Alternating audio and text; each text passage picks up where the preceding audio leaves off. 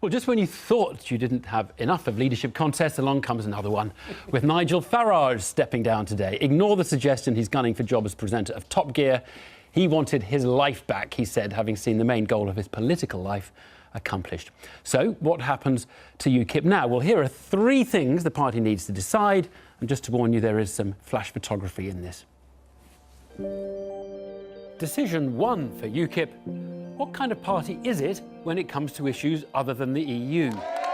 Most parties are messy coalitions of different factions, and that's as true of UKIP as it is for the old established rivals.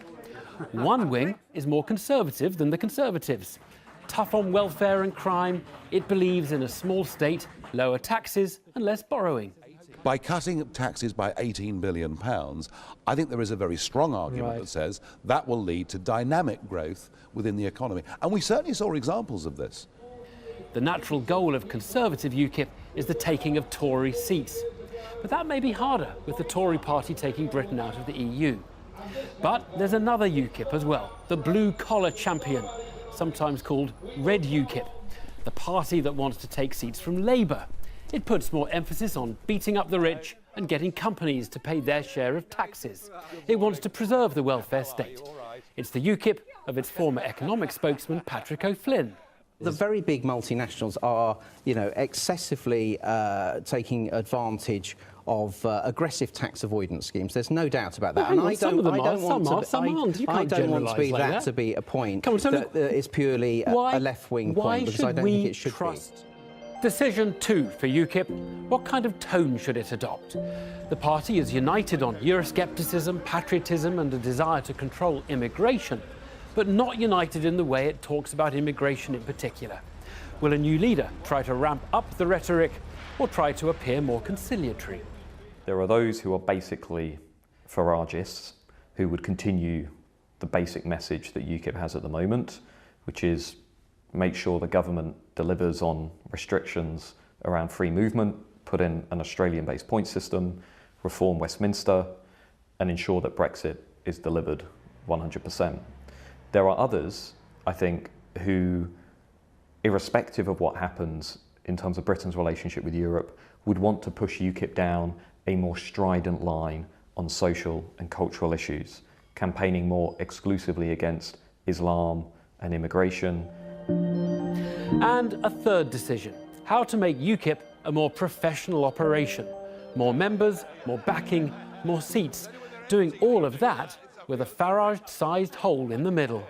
There was a remarkable contradiction almost during the referendum campaign, which is on the one hand, UKIP sort of delivers its lifelong goal of Brexit, but on the other hand, throughout that campaign, the party probably only attracted around 1,000 new members. Under the surface, behind Farage's soundbites, behind the national discussion and debates, I think something within UKIP has not quite clicked.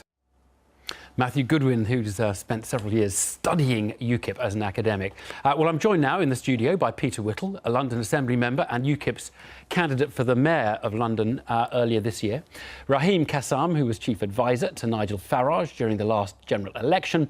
And we're also joined from the Strasbourg Parliament, the European Parliament, by Margot Parker, UKIP MEP for the East Midlands. Thanks all very much indeed. Just a quick question. Are you, any of you thinking of standing or going to stand? Raheem, are you a candidate? Maybe. Maybe? Yeah, we'll see.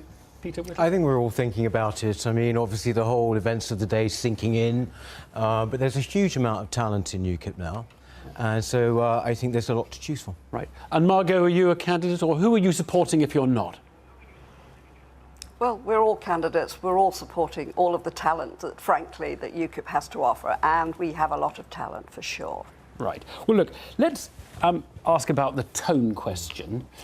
Raheem, do you think the tone should perhaps reach out to a broader swathe of the population? Do you think it should be toned down? Were you a supporter of the Breaking Point poster for example? I think the breaking point poster was clumsy looking. I think the how it was executed was actually very bad.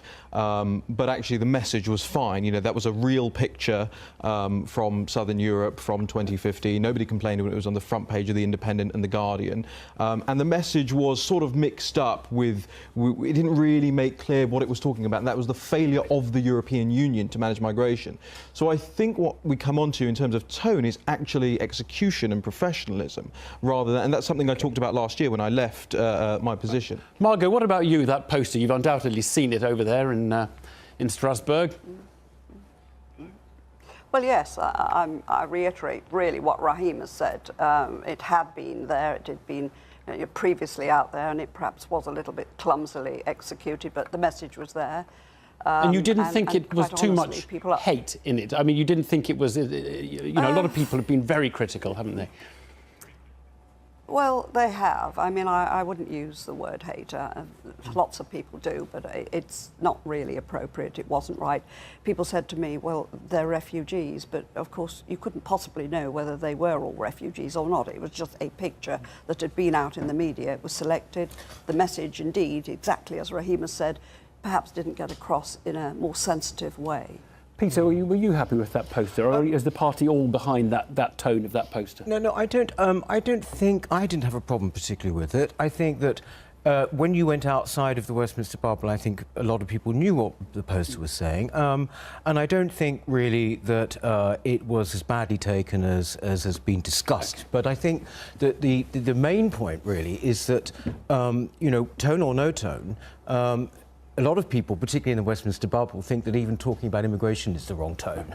And I mean, that's something we should never stop doing. Yeah, we do talk about it a lot. Raheem, what about Nigel Farage's performance in the European Parliament last week when he... Magnificent. Yeah, absolutely magnificent. I mean, you have to have context. Yeah. I think you have to have context behind this. If you've been inside the European Parliament, if you've been inside the chamber, if you watch the proceedings, you know they're always all giving it to each other. You know, there's all these robust exchanges, and it's actually pretty funny. And they go out smoking with each other, and they go out drinking with each other after it. Margot will tell you. And Farage does the same with them all, does he? He goes out smoking. They get on. They all love him. They all get along. You've seen the pictures of him. Have you ever had a real job, Raheem, yourself? I have had a real job. I've worked in retail. I've worked in 3 different retail jobs. I've worked in a bar. I've worked real jobs. These are casual jobs. Yeah, okay, fine. But I was paying. I was, you know, I was working them full time. I've worked in a call centre full time after university. I know what real jobs are. Right. Is this a leadership? No. I just wondered. He was so fond of what Farage had been saying.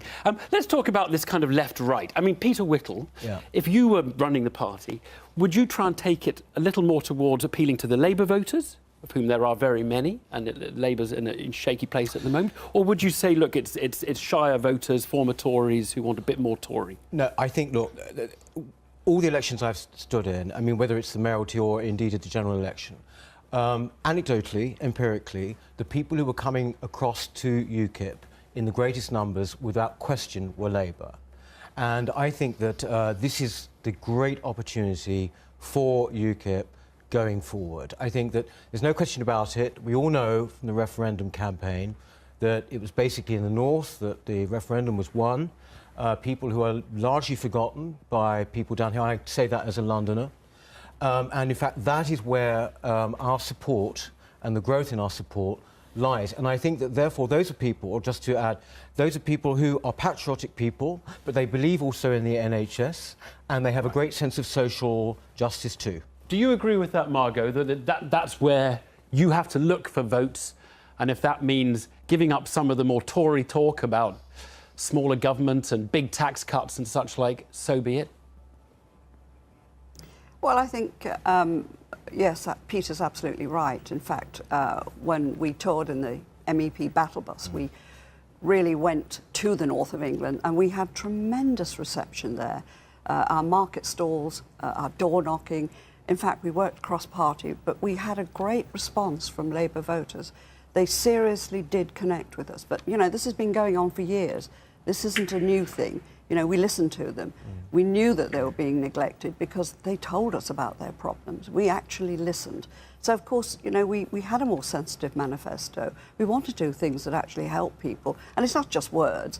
We actually believe it, and we do think there is a very, very big opening here to be able to move forward and genuinely help people, because if we don't, You know, the country needs help now. But It does needs a decent does the party that's need to gonna step change? forward. Sorry to interrupt, but does the party need to change its message in order to so hone in on those voters, to kind of refine its appeal to those voters? Well, I mean, we are moving on. You know, the party has expanded. We certainly need to put the structure there so that we can cope with the membership that we've got. And of course, loads and loads of people are calling us all sorts of, I don't know, times of the day. I mean, my office is constantly getting calls and people asking us questions. What can you do? Could you help me here? I've got a problem. So we are being called in, even as MEPs, would you believe, to help for some of the things that are going on in the United Kingdom, which, of course, being a member of the EU, doesn't necessarily involve it's practical issues that people are looking for help for. Can I add also, actually, to what Margot said there, is that the people who are active in UKIP, I mean, whether this is at council level, whether it's at just pure activist level, it's often hard to tell whether they are ex-Labour or ex-Tory. It is purely come, if you like, from both. The idea that this is something to do with the Shires, I mean, Well, just when you thought you didn't have enough of leadership contests, along comes another one, with Nigel Farage stepping down today. Ignore the suggestion he's gunning for job as presenter of Top Gear.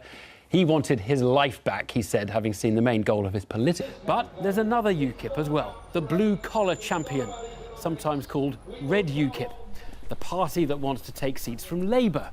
It puts more emphasis on beating up the rich and getting companies to pay their share of taxes. It wants to preserve the welfare state. It's the UKIP of its former. By £18 billion, I think there is a very strong argument that says that will lead to dynamic growth within the economy. And we certainly saw examples of this. The natural goal of Conservative UKIP is the taking of Tory seats. But that may be harder with the Tory party taking Britain out of the EU. Political life accomplished. So what happens to UKIP now? Well, here are 3 things the party needs to decide. And just to warn you, there is some flash photography in this. Decision 1 for UKIP. What kind of party is it when it comes to issues other than the EU? Most parties are messy coalitions of different factions, and that's as true of UKIP as it is for the old established rivals. One wing is more conservative than the Conservatives. Tough on welfare and crime, it believes in a small state, lower taxes and less borrowing. By cutting taxes